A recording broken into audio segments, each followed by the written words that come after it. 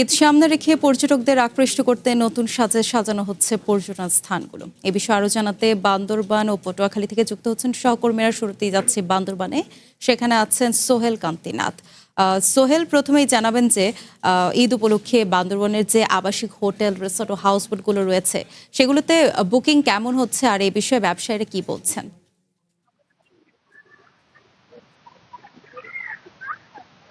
ঈদের ছুটিতে পর্যটক বরণে প্রস্তুত পাহাড়ি জেলা বান্দরবান। ইতিমধ্যে বুকিং শুরু হয়েছে জেলার হোটেল মোটেল রিসোর্ট গুলোতে। আমি একটা বিষয় জানিয়ে রাখি, প্রতি বছর ঈদের ছুটিতে পর্যটকের ঢল নামে পাহাড়ি জেলা এই বান্দরবানে। পর্যটকরা তাদের পরিবার পরিজন নিয়ে জেলার বিভিন্ন পর্যটন কেন্দ্রগুলোতে ছাদের গাড়িতে করে ঘুরে বেড়ায় এক পাহাড় থেকে আরেক পাহাড়ে। তারা শশে বেড়ায়, কেউ বা পাহাড়ের সৌন্দর্য, আবার কেউ বা মেঘের সৌন্দর্য, ঝর্ণার সৌন্দর্য দেখতে তারা ব্যস্ত সময় পার করছে।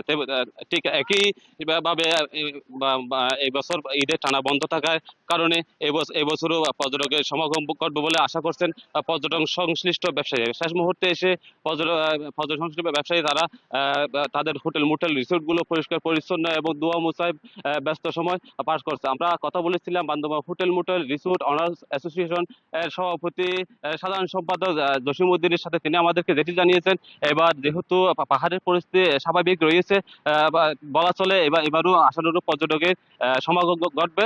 তাই তাদের পক্ষ থেকে প্রকার ভেদে 30 থেকে 40% ছাড় ঘোষণা করেছে। আরেকটা বিষয় জানিয়ে রাখি, পর্যটকদের সুবিধার্থে ঈদুল আজহা উপলক্ষে 28 ও 29 তারিখ জেলা প্রশাসনের পক্ষ থেকে জেলার নীলাচল, মেঘলা, চেম্বুক, শৈলপ্রপাত, প্রান্তিক লেক সহ দুদিনের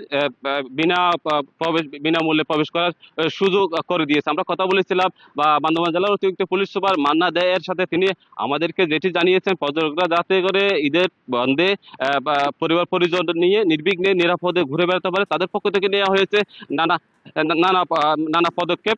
তারা পোশাকে এবং সাদা পোশাকে প্রতিটি পর্যটন কেন্দ্রে ডিউটি করবে। তো এই ছিল আমার কাছে পর্যটন নিয়ে সবশেষ তথ্য। ধন্যবাদ সোহেল আপনাকে।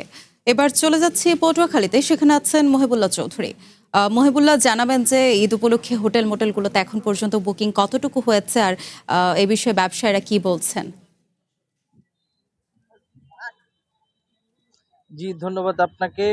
পবিত্র ঈদুল আজহার কে কেন্দ্র করে পটুয়াখালী সমুদ্র সৈকত কুয়াকাটা ইতিমধ্যেই পর্যটকদের বরণ করতে সকল ধরনের প্রস্তুতি সম্পন্ন করেছে।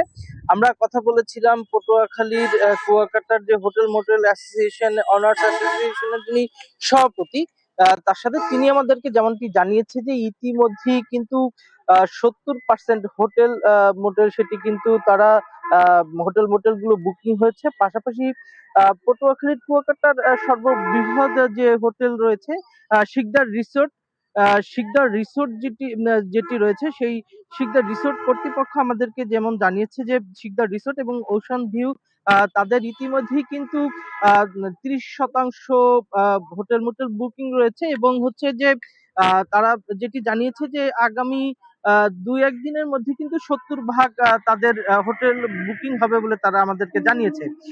এছাড়া তারা জানিয়েছে যে আহ, আহ, এই পর্যটকদের ঈদুল আজহাকে কেন্দ্র করে পর্যটকদের জন্য তারা কিন্তু 50% পর্যন্ত ছাড়ের ব্যবস্থা করেছেন।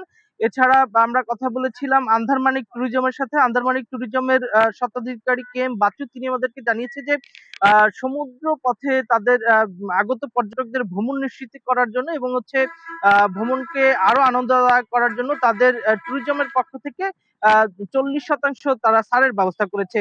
এবং আশা করছেন পর্যটন সংশ্লিষ্ট ব্যবসায়ীরা আশা করছেন যদি আবহাওয়া ভালো থাকে, বৃষ্টি এবং রোদের যদি তাপদাহ যদি না থাকে, তবে কিন্তু আগত পর্যটকরা এখানে এসে স্বাচ্ছন্দ্যে ঈদ উদযাপন করতে পারবে বলে আমাদেরকে জানিয়েছে। তো পটুয়াখালী থেকে এই ছিল সর্বশেষ তথ্য। ধন্যবাদ মহিবুল্লাহ।